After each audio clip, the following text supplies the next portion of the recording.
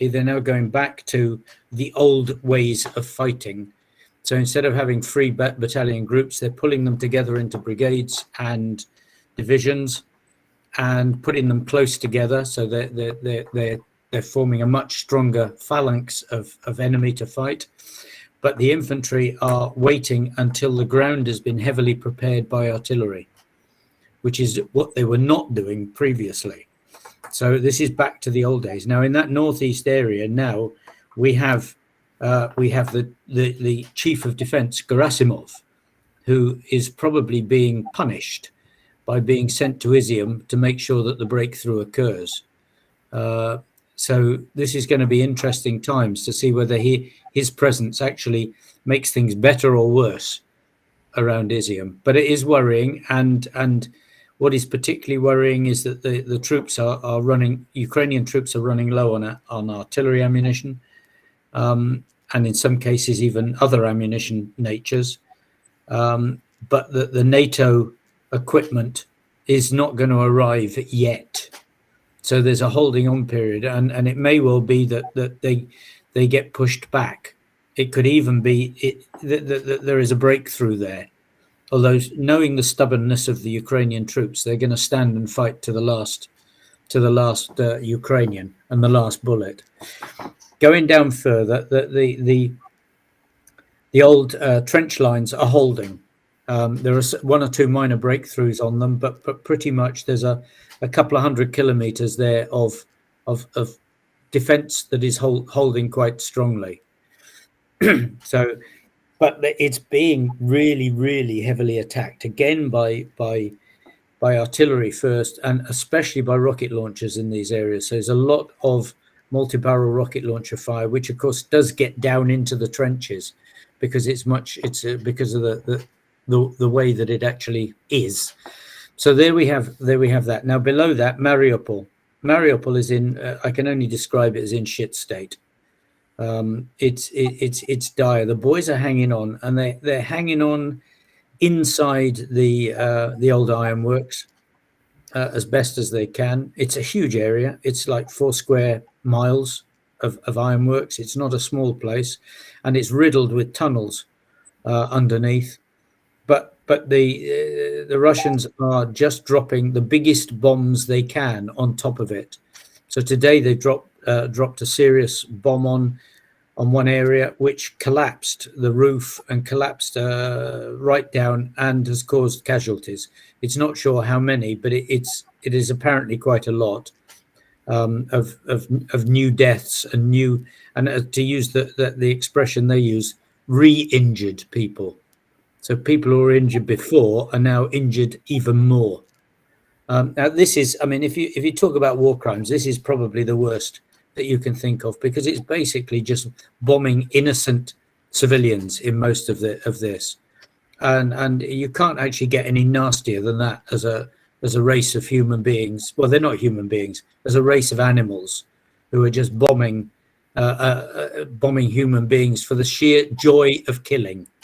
This is like a bear or a fox just killing something for the sake of it.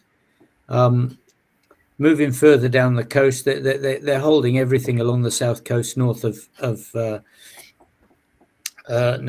Crimea. But what they're doing here is, it's not so much that they're pushing forward, which they are, but slowly. It's what they're doing behind. They're terrorizing the population. They're terrorizing them by taking prisoners, by kidnapping children and sending women to the front line to spy for them, by torturing people, and of course by the normal things of rape and murder. So the aim there is to bring this whole area from Nikolaev across under Russian control, to make it not part of the old Donbass area, but even a separate enclave in itself. And people are fighting back a little bit, but it's really, really difficult, because this area was not armed before. There was no territorial defense organized before the Russians actually came in. And despite the fact that there are people who actually want to go down there and do sort of territorial defense and partisan work. The army doesn't seem to be showing much enthusiasm for that. But we know that people can get through because someone has just walked with their dog all the way from Mariupol out. So it is possible to go through all the villages down there and actually get in and out of places. Nikolaev is under daily pressure, but it's basically it's the stopping block point for Odessa. So they've got to get past Nikolaev to actually get down to Odessa, and Nikolaev is holding quite strongly at the moment. North of Nikolaev, the Ukrainians have been trying to push back to Kherson, but the progress has been extremely slow, almost glacial. But they are saying all the time that they are moving forward. So Kherson is still, I don't know, 20 kilometers away from the front line. So it's within sort of shelling range for Ukraine. But obviously Ukraine does not want to shell anything in Kherson because it's full of people. So that actually sort of handcuffs the Ukrainians because they're fighting now with one hand behind their back. Going past Odessa, we have the Moldova and Transnistria. And Transnistria is now on war alert, which means that Moldova is now on war alert. The Transnistrian army, depending upon who you talk to, ranges anything from 8,000 to 2,000. But they've not been fighting anywhere ever. So this is hardly going to be the Brigade of Guards come pouring out of Transnistria, if indeed they are forced to fight by Russia. My suspicion is that a lot of Transnistrians are not going to want to fight at all, the ones in the army, because they're untrained and they know that they're going to get killed. The one from Odessa towards Romania, there is also an estuary, and there's a bridge over the estuary, and that bridge has been shelled a couple of times and damaged, which gave rise to the thought that the piece of Ukraine on the other side of the estuary that Russia might try to capture that. They could do that by bringing in troops close on the Black Sea to Romania and putting them into that area, or even perhaps coming out from Transnistria into that area. But to do that, that means that the bridge has got to be destroyed, and it hasn't been yet. Otherwise, the troops from Odessa will just go across the bridge and fight on the other side. And as we speak, the Romanians are actually driving some of their troops down now to the border, just in case this happens, and in case that the war actually starts in Moldova. Because my suspicion is that if Transnistrians decide they're going to go into Moldova as opposed to going into Ukraine, that Romania will actually step in and do something. And that, of course, might be what Putin wants, to engage a NATO country. We shall see. Anyway, that is my round robin. The last bit I would just say is that the center of the country is not immune to air attacks or to rocket attacks, not from air attacks, to rocket attacks, and that there have been 5 attacks on railway lines, which could become more serious if they keep doing this, because a lot of the supply relies upon rail traffic. I think that's me. Yuri, we haven't had you on for a while, and just wanted to get your impressions of being on the ground in Kyiv.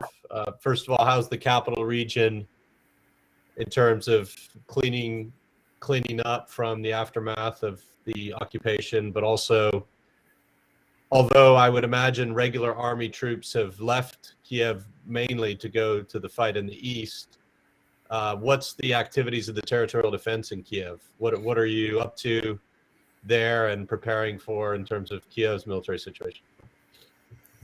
So today I visited the center of Kyiv, and I still experienced 4 checkpoints for the main road, the Prospect Перемоги, to the center, and I think that for last 2 weeks, especially after Orthodox Easter, about 10%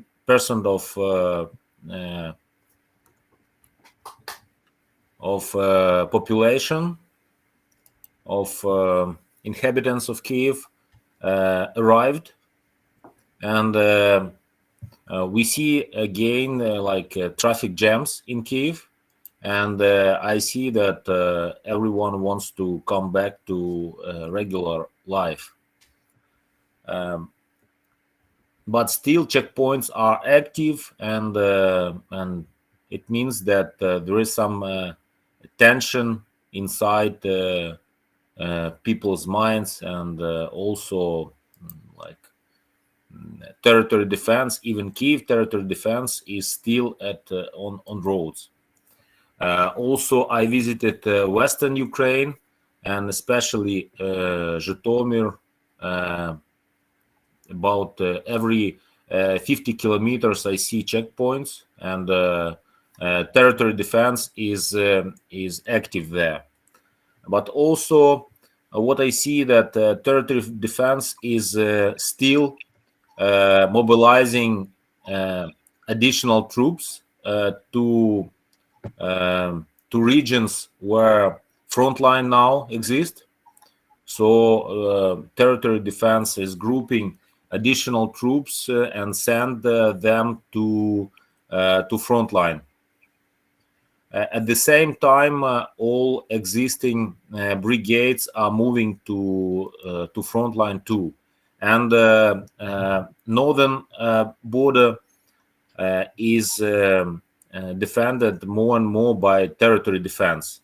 And also, last weeks I had talk with my friends from Belarus, and they're describing me the situation that Belarusian army is not ready to entry, so that the risk and the probability of entrance from Belarusian army is very low. So northern part of borderline, especially Belarus borderline, is defended by more and more by territory defense. About Transnistria,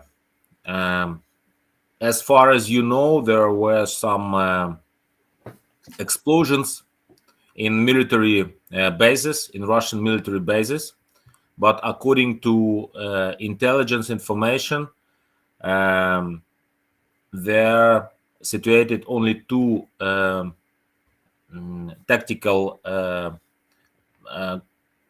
battalion groups, so it's about 1,500 to 2,000 troops, and mostly this is engineering troops, and they were not active, they were not training for last 20 years.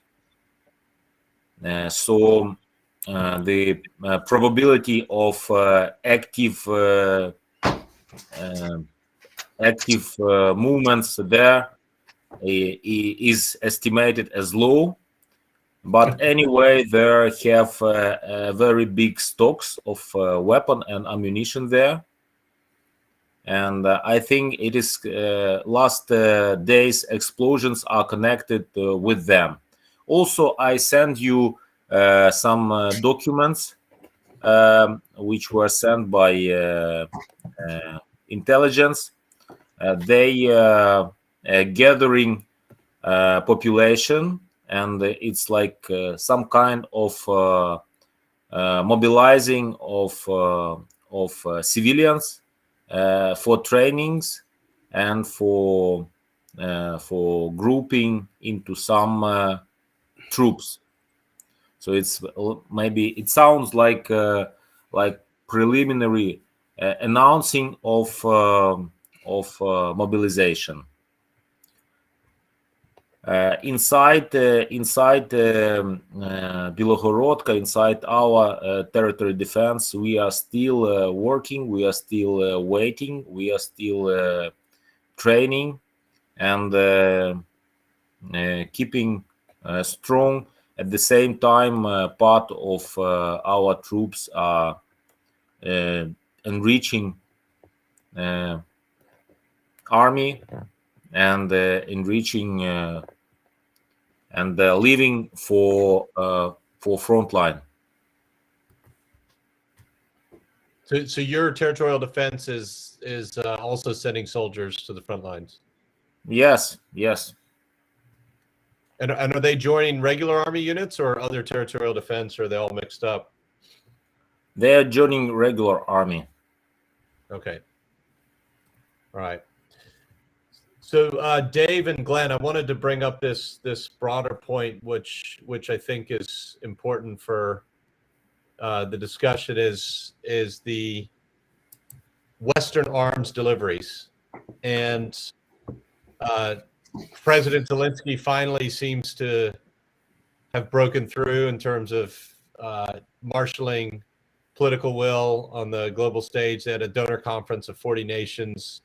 Even Germany is voted today, I think 567 votes out of 693 in the Bundestag to supply heavy weapons to Russia.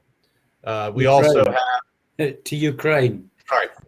Well, actually, no, because they're paying for gas. So that was a Freudian slip, but not so much. Yeah, the ammunition they're giving to Russia. Yeah, exactly. And in fact, the Germans and French, it turns out over the last 7-8 years have been skirting sanctions and have supplied several $100 million worth of military equipment to Russia. So, but they're going to arm Ukraine too, as well as paying for gas, which effectively funds the war in Russia. Although on the sanction side, there's a oil embargo pending. Apparently Germany's figured out how to get off of Russian oil, and now Russia's cutting off oil to Bulgaria and Poland and basically playing a game of geopolitical economic chicken with the rest of Europe, because that could spur, a quicker transition off of Russian gas.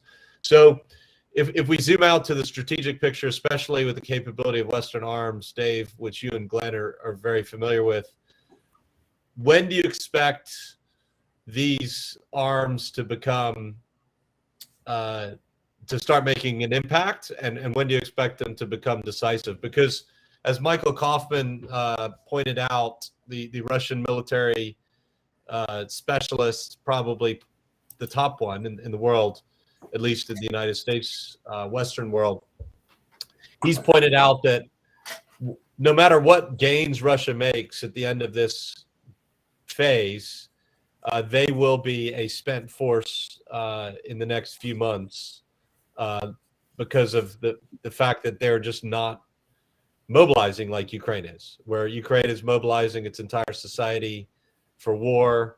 They've started conscription or activization of reserves, and you could start to see this summer brigades and divisions of new formations coming up out of the Ukrainian side. So just wanted to think about that and talk about what is the impact of Western weapons and when.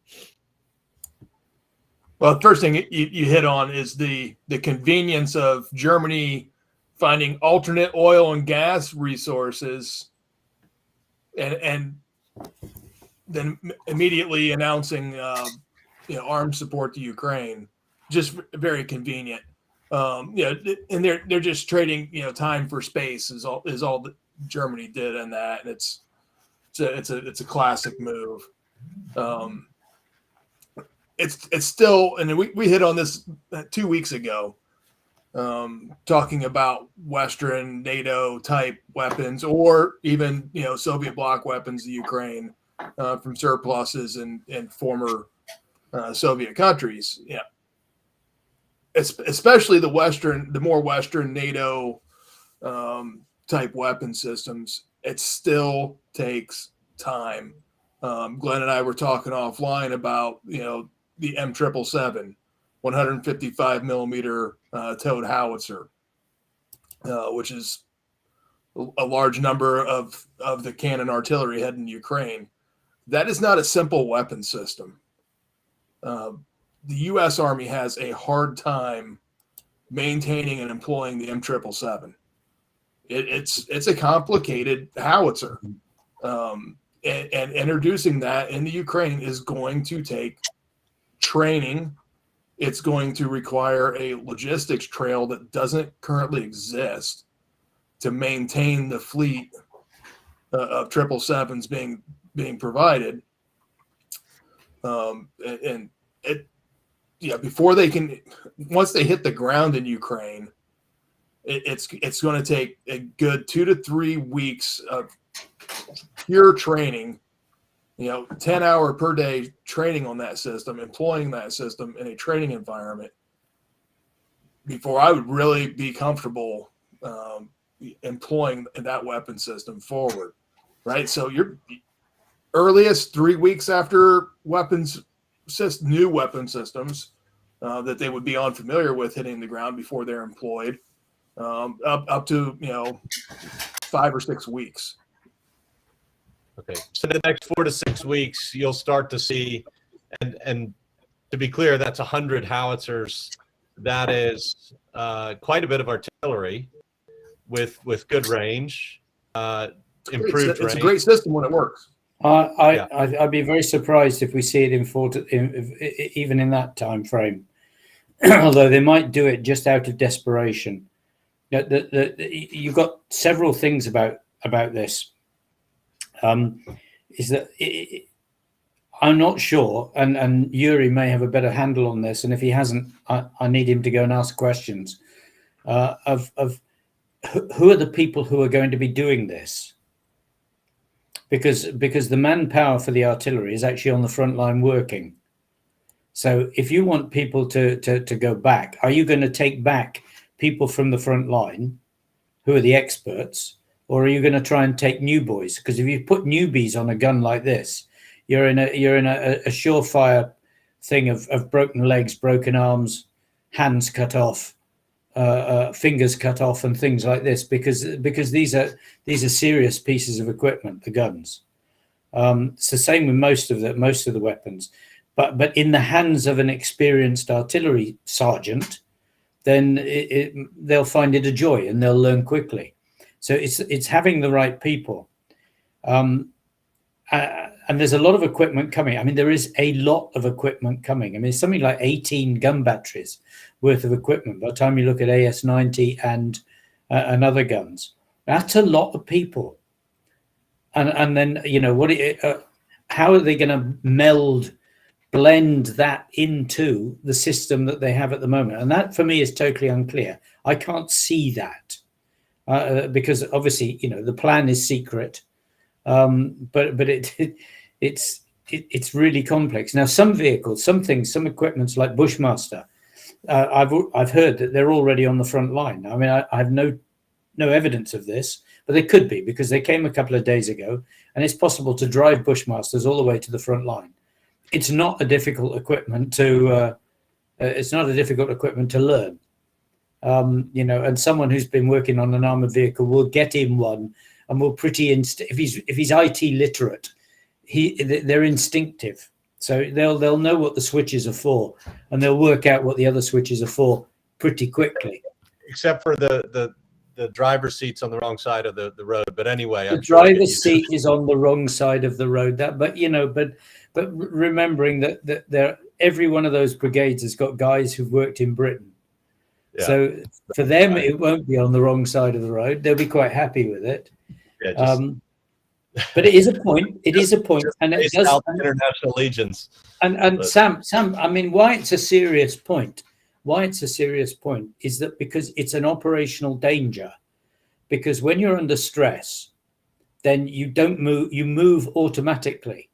So if someone in the Bushmaster suddenly gets shot at, okay, he's going to move his left hand to move the gear. and to do things. He's not going to be using the same hand movements that he is normally used to. And therefore, there's a risk there for people who suddenly come under fire and when they're in a new vehicle and it is on the wrong side of the road, that they don't actually handle it in an instinctive way. It's going to take them weeks I can only to become describe it. instinct. So you've got that. Then you made this point about, new brigades and new divisions. Well, again, who are the people who are going to do that? How do you create a new brigade and a new division? I mean, I have actually written about this. Go on. Sorry, you're frozen. I mean, the only spare people are the Territorial Army, because most of the reserves, the sort of the third and fourth wave of reserves, a lot of those have already joined the Territorial Army. So, they're going to have to pull Let people. me describe the situation. So we have about 200,010 regular army troops.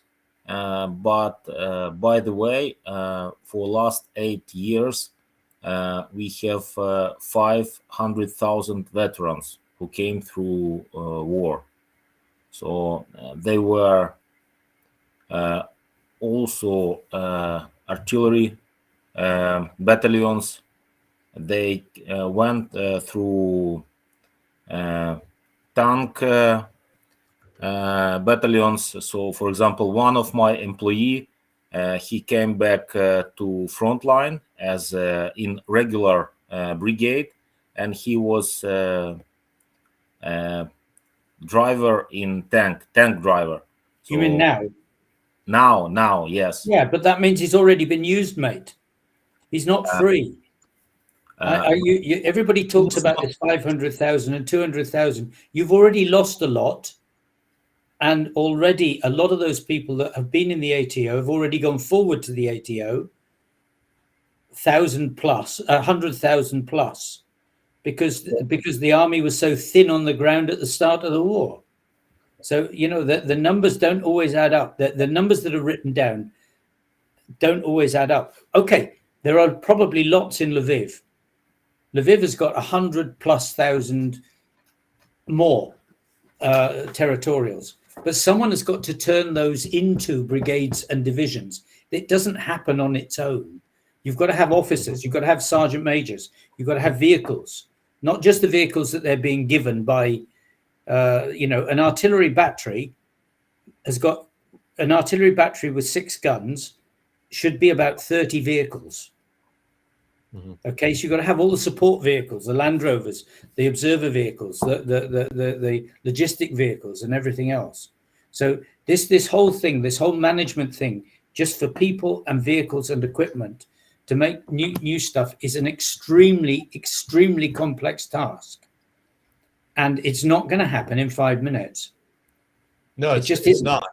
It just isn't.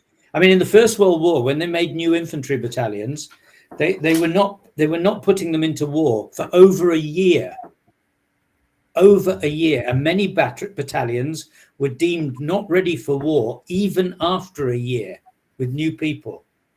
So, this is, Ukrainians are wonderful, I know this, but, even if you pull that year down to 2 months or 3 months, it's still a challenging activity, management activity to make all these things. Is all I would say. No, you're right. And Glenn, I know you know this from advising at the MOD level, the challenges they'll have with that. Yuri, you were talking about some of the people have been called up. Are any of them going to fresh units, or this is probably classified information if they are? Secret. So, yeah, we can only speculate here. I will not tell you where they went by, but from my company, these guys are experienced and they have war experience. They know their units, they know their commanders, and from information I know that every day we are training, and also the best people are sent to train with the new weapon. The best experienced people. So it's not new people. This is experienced people that are retraining for new weapon, and we send the best people for training, not the worst, not the youngest, not freshmen. That's good, because that's what needs to happen, and it's the big challenge. Then is when you send the best people away, then you weaken the front line a bit, because that's an inevitability. So this is going to be a challenging, like 3, 4, 5 weeks until the stuff starts to come online. Yes, as you told, now it's more or less a stabilized front line, and it's not a big intensity of fighting. So what we have at the eastern front line for Luhansk and Donetsk Oblast, we have a 3 line of defense which were built 2015, 2016, 17, 3 lines of defense. Mm-hmm. Yeah, but the big fighting is happening to the south and to the north of that line of defense, in Izium, and that's the area where there has been grinding progress. And there's no defense lines there. There are no defense lines around Izium. So those are just villages along that in that area. And unfortunately, a lot of those villages are wooden. So they're not not necessarily much good for defending against artillery or something like that. But you run into the problem Japan had in World War II, when the country was made out of wood and it burned. And ultimately, my biggest concern with everything coming in, everything that's pledged, promised, shipped, en route, and arrived, is it's not the same. So managing logistics for Ukraine with a world's worth of military equipment of different calibers, of different ammunition types, different kind of powder bags are required. I can have an artillery brigade with 3 different equipment sets. I have American, I have British, I have Brazilian, which came from Germany, but it's 2 generations old German equipment, right? And I need the supply. I need to sustain that unit in combat. And I need to have the apparatus. I need the people trained in knowing what is where I'm getting it from, and I have to get it along that line of communication, that route, that main supply route, alternate supply route, to the unit that needs it when they need it. And that's going to be the complicated task. It is, because it's because we work on a different concept, and we work on a different logistic concept. We don't have little bases, little ammunition dumps scattered all over the countryside, and our maintenance is different levels of maintenance to keep equipment going. I mean,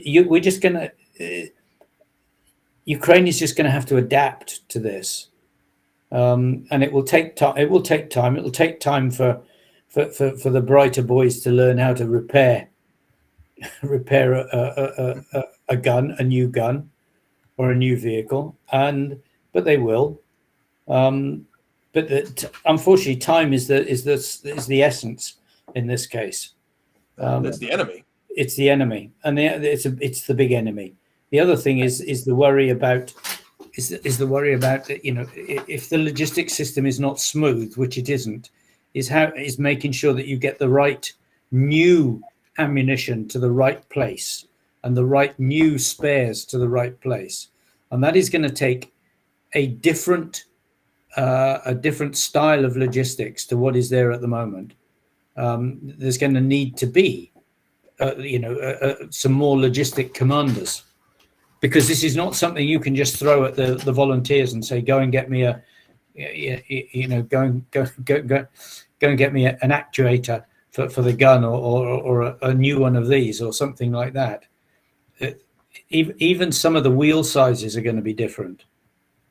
And you can't drive down the road to the local garage and just grab it at the moment. So this is going to be a challenge. It's going to be a real challenge. And I hope that someone is actually thinking about the logistic challenge with the same energy as they have of the tactical challenge of just making a crew for a gun, because it's much more complex than as we say, much more complex than just giving javelin or just giving an anti-tank weapon. We just give it to someone and they use it. Now you're looking at crew weapons that are new and complex, and come with a lot of requirements. Yeah, but I mean, all these things are doable, but it's just I just hope that the people that are taking them on understand that you can't use them in the same way. Can't use the things in the same way. Yeah. I'm sure they'll adapt. And they'll make their own concept of how to use vehicles and how to use them best. Yeah, and the other thing we might have here that, and I don't know, because I don't know the numbers and the ratios and crews. You may find there's some catastrophic success of foreign military aid coming into Ukraine, where a gun crew might actually have too many guns. Right, you can only man one gun at a time. So what's the ratio of inbound equipment? And you kind of hit on this too, Glenn, when you're talking the total number of personnel available and current units, and who can fill new units, and there's a potential there could be too much equipment coming in, that creates other problems. For the number of trained people, you might well be right. And then there's the task of what you do with the old equipment, and do you backload it for people that know how to use that equipment more quickly, like reserves or people in the territorial army who've been in the ATO, or do you leave that also with the frontline units? Right. Which creates more logistics problems. Yeah. Right. Well, let's zoom out a little bit to the other side, because we're going through a lot of the challenges Ukrainian army is going to face with quality problems, let's say, compared to a month ago, with a lot of new equipment, the logistical challenges of training people, and more importantly, supporting different types of equipment. But I would say that Ukraine right now is moving into the realm where they're getting NATO standard equipment, which means that they'll go from 152 millimeter rounds, which is harder for them to acquire, than 155 millimeter rounds, which is much easier for us to supply. And there is some interoperability, at least in terms of ammunition, which is really critical for the new equipment they'll be getting. And it also puts them on the path to be a much more modern military long term, because Ukraine, I think we'd all agree, will survive as a state.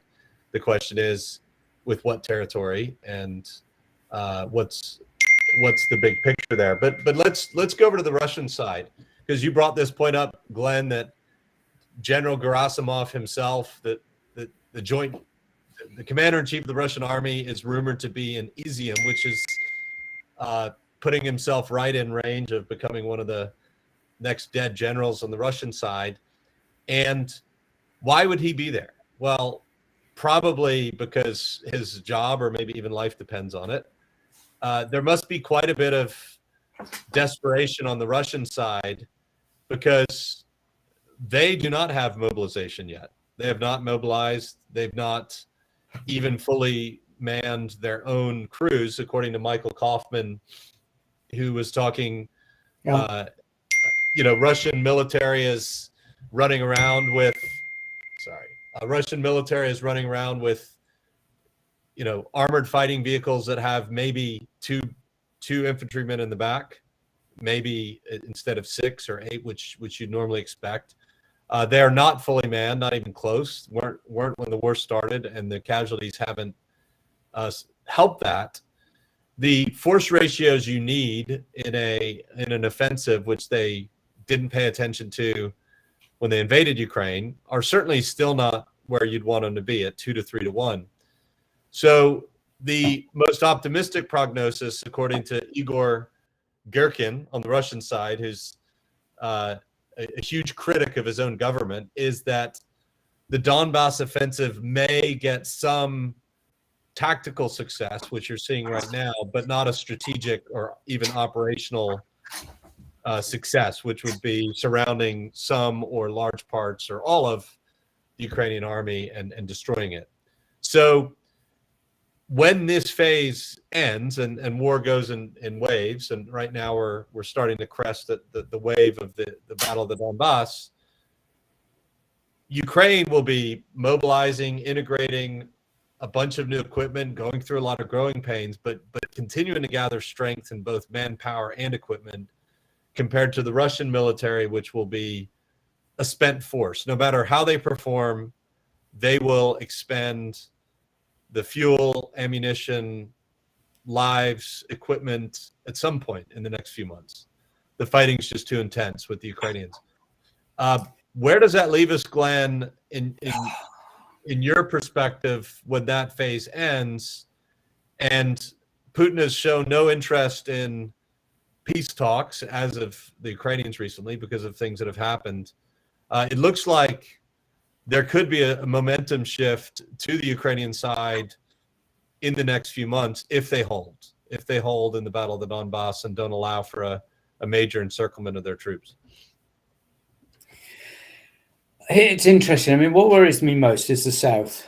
Is the South and the damage, the terrorist type damage that is being done to the south of the country.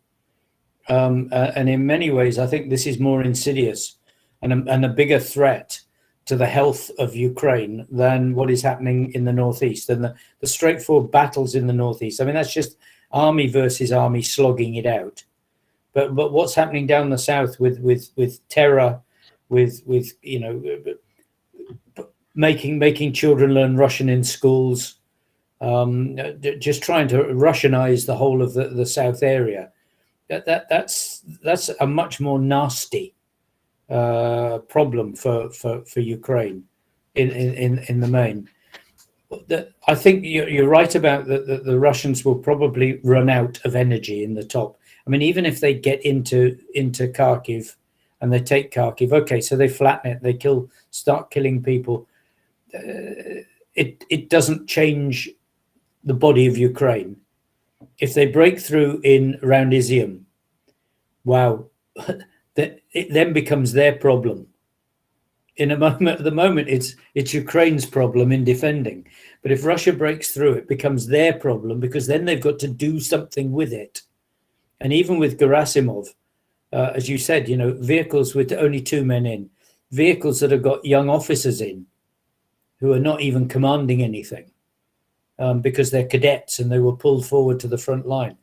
These boys they're not any longer a credible attack force that can actually start going across the country and doing something. And the population that they're going to get there isn't so much population, because lots have already left. So they're not going to be able to use the terror game as much as they've done before. Then they've got to hold the area behind, remembering that Kharkiv has got a large territorial defense force, and it is large, and those boys are going to not give in a hurry. So Russia in the northeast, I would say, has actually bitten off more than it can chew. And as new weapons and things come in, they're going to find, and artillery starts attacking back at their artillery, they're going to find it quite difficult. So, but the South, if they start losing in the North, then what Putin's game can be in the South is to go for a ceasefire, and then the danger is that either the West forces, some people in the West, some countries in the West will want a ceasefire, and maybe even Zelensky wants a ceasefire or feels he needs a ceasefire. I'm hoping that they just tell Russia to go away, because at some stage, Putin may realize that he's losing badly, but he's still got a huge amount of ground down the south. That, all the way Mariupol, all the way across Berdyansk, all the way across to Nikolaev. That's a large swathe of ground, and he could actually sue for peace on that, and then sort himself out over the next 5 years. Get a new defense minister, new Gerasimov, and actually start trying to get himself ready for another war. So the south worries me more than the northeast. The northeast is just fighting, and the Ukrainians will sort themselves out there, no question. Does that make sense to you? Well, what really needs to happen, and this is, I guess you put your finger on it, Glenn, is Ukraine has to figure out how to equip for and organize for and run what the Russians couldn't do well, which is combined arms maneuver warfare in the South. Because if that doesn't happen, then you're right. The advantage, as we see in this war, is always with the defender. Although I think Russians defending don't have nearly as much of a advantage in Ukrainian soil as obviously Ukrainians defending on Ukrainian soil because of intelligence and population being supportive. But that's really the big question coming up is, can Ukraine turn itself into an offensive combined arms heavy maneuver warfare army? Because they have to. And because they can't, because the current method of fighting is not getting the gains, is not getting positive gains. It's a slow negative war for them. Now, even with the new equipment, they've got to attack something, because effectively Ukraine has lost the initiative. And when you lose the initiative, the game is always to the advantage of the other side. So Russia is doing what Russia wants to do at the moment. Ukraine isn't. Ukraine is having to match what Russia does. And they've got to turn that round. At some stage, they've got to become the people that are forcing Russia to take the initiative. Now, that may take 6-7 months. Remember, Second World War, we waited 3 years. 3 years, mate. Long time before we actually, did that big attack. And it may well be that Ukraine's got to wait a year or 2 years to sort itself out and redesign what it's doing before it can actually go. And then we're in the business. Russia has got the artillery ammunition. It may not have all the human beings that it needs at the moment, but it has got the artillery ammunition. Ukraine has got the problem that it's got to keep persuading the West to give it artillery ammunition. And at the moment, I don't think there's enough around everywhere for a war that keeps going for another year. So we're going to have to, they're going to have to start making new ammunition, because you can't ask America to give up all its stocks. Actually, it needs to keep, a sensible amount. Most countries do. They can't give it all up. Well, if they don't spend it here, they'll end up spending it in a larger war. And I think they'll end up spending it in a larger war. There's no question about that, which will be 10 times more expensive than what they're coughing up. As I said, as I tweeted a couple of weeks ago, Zelensky asked for 1%. He should have asked for 10%, because 10% would still be much cheaper than going to actually to have to fight a Russia that wins in Ukraine. because the amount of money we'd have to spend on rearming everybody would be monstrous. Rearming, all of NATO. You're on the ground. You know the soldiers who are going into these units who have to form the backbone of this new offensive formations that need to be built. What are your thoughts on the timeline? I have a sense that when it is actually really good time for maneuver warfare, I have a sneaking suspicion, Dave, that Ukraine might be able to launch some armored attacks that could be quite effective. But I want to hear your thoughts, and then Dave. So first of all, psychologically, all units are preparing for offense. So everyone understands that we are just gathering ammunition and waiting for new next generation weapon. So we don't want to lose our best people in symmetrical, conventional warfare. We want to fight at another level, so we can have at least 1 to 10 proportion of deaths in favor of Ukrainians. And also, what I see, that I communicate with people on occupied territories, that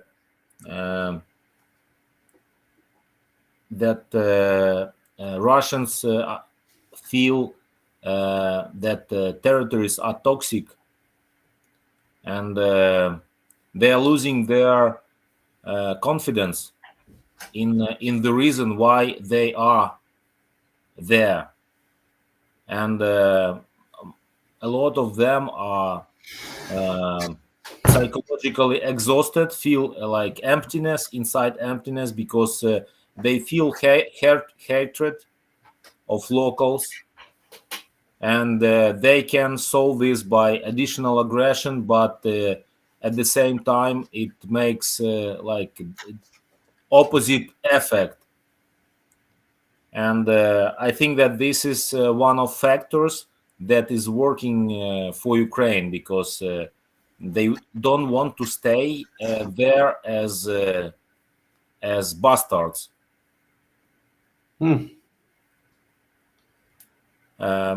What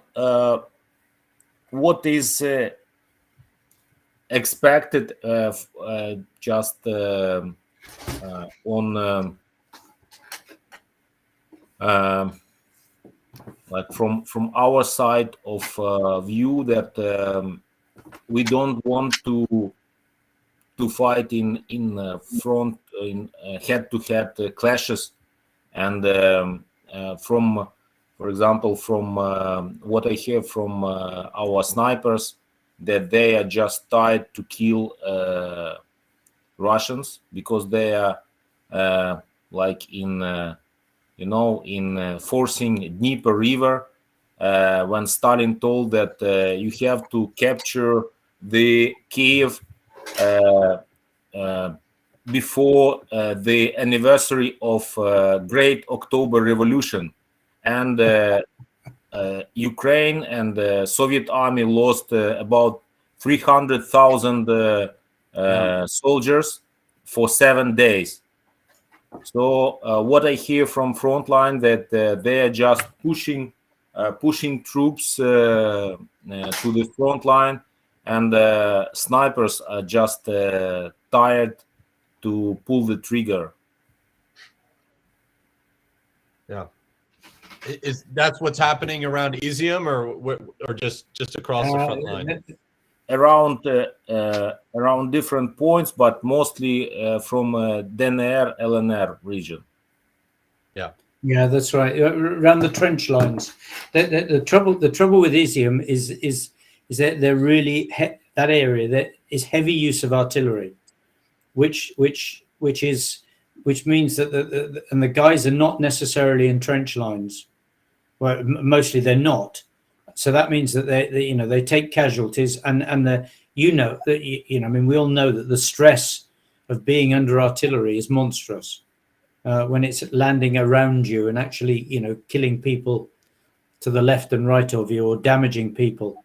So it's very hard then when the troops come, when the Russian troops come, even if they are completely useless soldiers, which in many cases they are, it's still very hard to dig yourself out from being underneath the artillery attack and actually try to get back to being good soldiers again.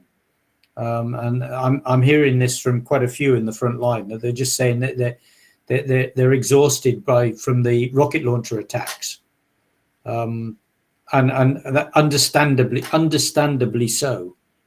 But they're holding, and that's the remarkable thing, and that's the truly remarkable thing about the Ukrainian Defense Forces, is that they're being bombarded, but they're still holding.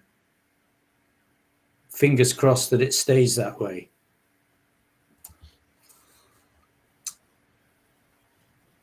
Well, yeah. David, any last thoughts here about summer being the best time for maneuver aside from the dead of winter? And looks like Ukraine now has more tanks than the Russians have in theater, operable. That's the latest U.S. intelligence estimate. And these are T-72s mainly, which are known to Ukrainian forces. Yep. I am looking forward to seeing which tank becomes the main battle tank of the Ukrainian army next generation. But what are your thoughts on the potential for maneuver warfare this summer, and the counteroffensive that the Russians actually fear is coming? I think that's one of the reasons why Gerasimov is at the front. Is one, you've got May 9th coming up, which although it seems strange to us that day would precipitate such, let's call it, furious and ill-advised offensive efforts. Yuri just gave us a historical lesson on why that probably is driving a lot of this. What are your thoughts on the pending Ukrainian counteroffensive, which I think is building? Yeah, and that's important. Remember, history is very significant to Putin. So those dates, whether it's May, whether it's the October Revolution, they have significant personal meaning. And the stack more meaning on top of them really strengthens the importance of the day for Mother Russia. I've advocated for this for a while now. Is Ukraine really needs to transition now from a static defense to a mobile defense. All right, and what the mobile defense does is it really allows you to buy time and capability, because a mobile defense has offensive characteristics in it. Right. So what this will do is allow Ukraine to significantly attrit Russian capability. Yeah. Because this is a mobile defense is a series of well-planned counterattacks. All right. And what you can do here, and Yuri hit on this, and I completely believe this, you don't want to go head to head. You don't want to go tank for tank. I want to go 3 tanks against 1 tank. Right. So we don't want to fight entire Russian units. We want to attack them in piecemeal. We want to isolate elements of Russian forces along the front, and in a very small geographic location, overwhelm them with combat power in a counterattack, destroy them, and withdraw back to a line of defense, and continue to hit them piece by piece along very small fronts. And then this will achieve some really good effect along that front, right? And that builds an offensive mindset across an army that, as we progress with foreign military investment in Ukraine over the next several months, can build up into that larger transition to a pure offense. So it builds it up over time. It degrades Russian capability now, and really allows that transition over the next several months.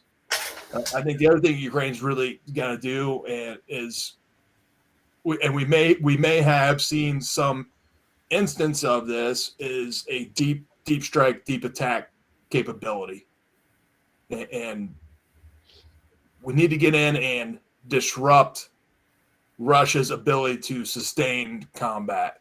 Yeah, it's more than that, David. We want to make them turn around and run. And right.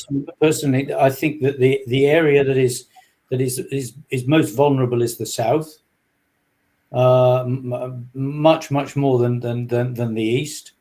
And I if I was going to counterattack, I would head for as hard as I could south for the bridge at Crimea, because I think if you get the bridge at Crimea, as you go down towards it, I think people will get out of the way.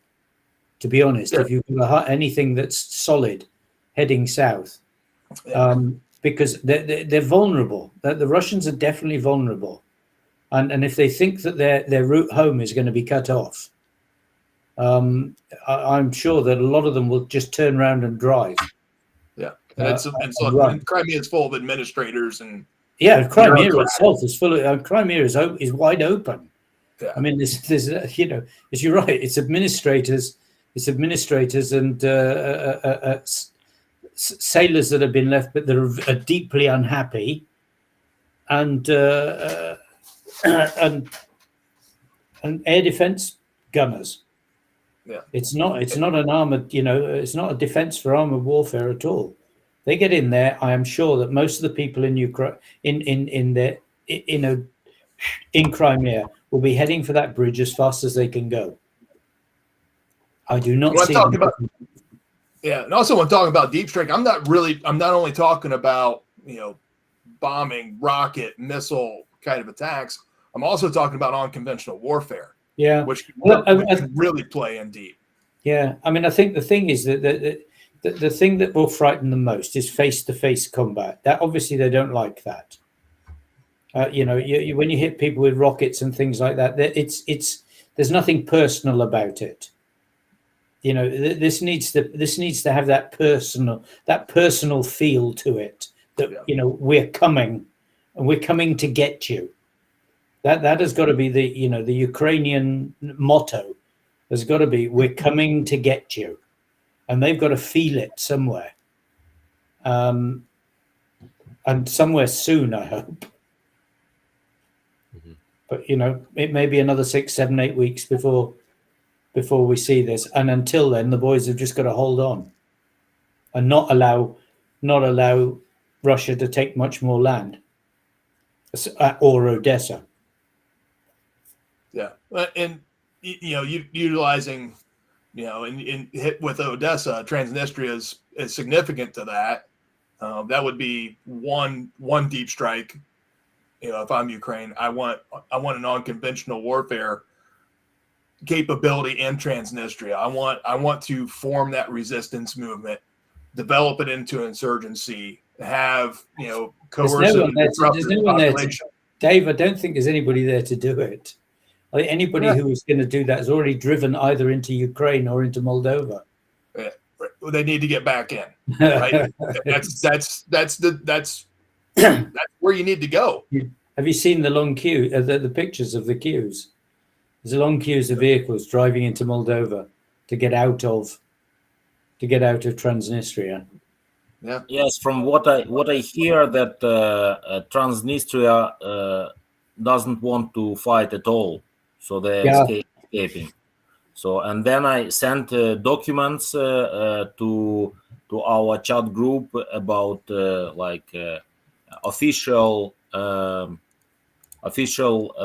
order of Transnistria so-called government about gathering all civilians around training camps, but they are running out of Transnistria to Moldova or to Ukraine out there, and no one wants to take machine gun. And also I sent a document about Izium issued by like local administration, Russian like so-called administration, about civilian cooperation and assuring Ukrainians that electricity will be renewed, water supply will be renewed, hospital care, medical care will be renewed. And I feel the smell of Gerasimov General, because he is a well-known author of hybrid warfare as a doctrine, Gerasimov doctrine, as far as you know. And I think that this is, we will hear the attempts to build some way of asymmetrical hybrid collaborative warfare strategies that could be implied at the region and maybe also at the southern region to break the conventional rules of warfare, because as far as we know, about 1 million of Ukrainians were deported to Russia, including children, including men also, and they now trying to recruit Ukrainians from occupied territories to push them to be recruited in Russian army. And I think that this is the smell of Gerasimov.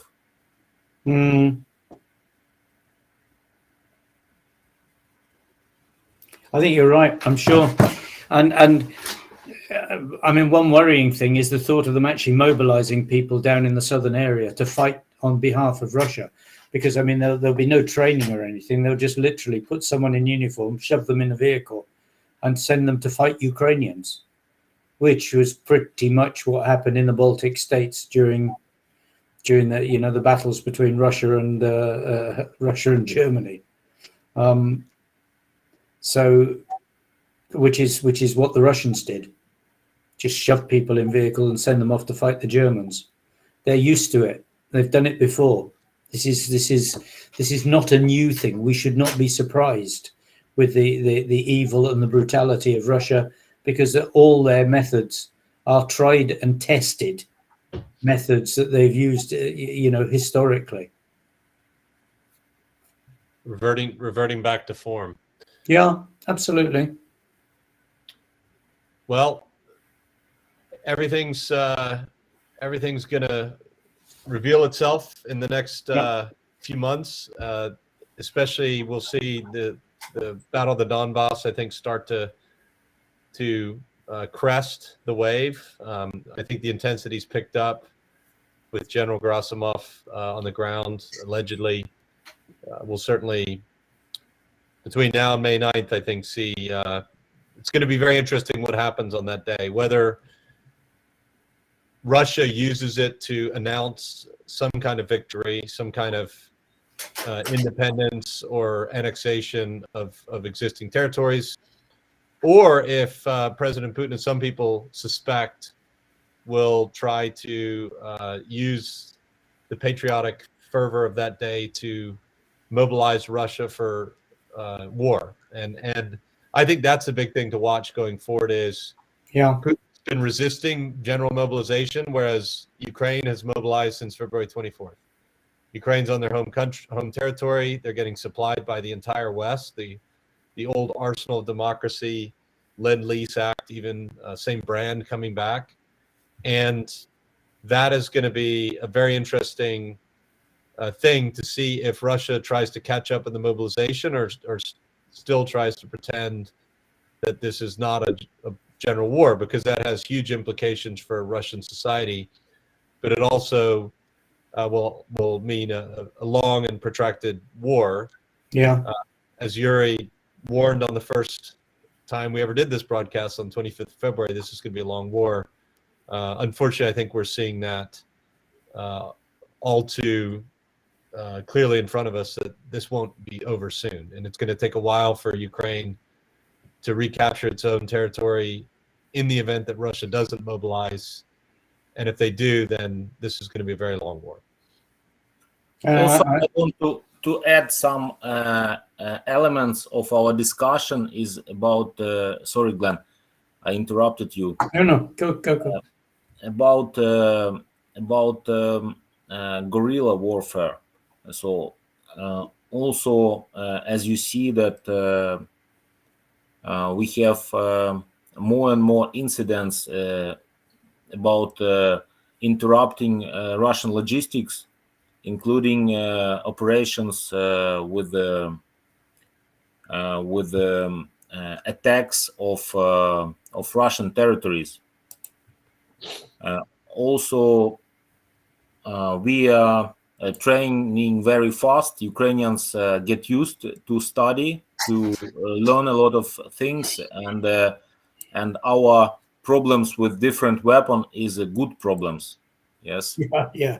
It's a positive problems, and also we know how to kill generals. So I think that close. Yes, we feel the smell of Gerasimov, and even if he is alive, so it could be changed. The smell could be changed. Yes. Well, Yuri, thanks for joining us again. As always, it's great to have you with us, and I'll leave you with the last point there. Glenn, Dave, thank you also. Dave, it was great to see you on our trip through the heartland of America, and now I'm in your favorite baseball team city, I guess. And Glenn, Yuri, I'll be going back to your part of the world in early June. I'll be heading back over. Hopefully, see you in Kyiv then, Yuri. And we look forward to continuing this discussion as long as it takes. So thank you all for joining us again, and thank you everyone for tuning in. Please share this. Please also watch for the app we're about to release. I know I've been talking about it for a while, but we're literally waiting on a final integration with PayPal to be approved, and we'll be releasing the app where people who want to donate directly to Ukrainians can do that. And we look forward to featuring that when it's ready. So thanks a lot, everyone, and we'll see you next time.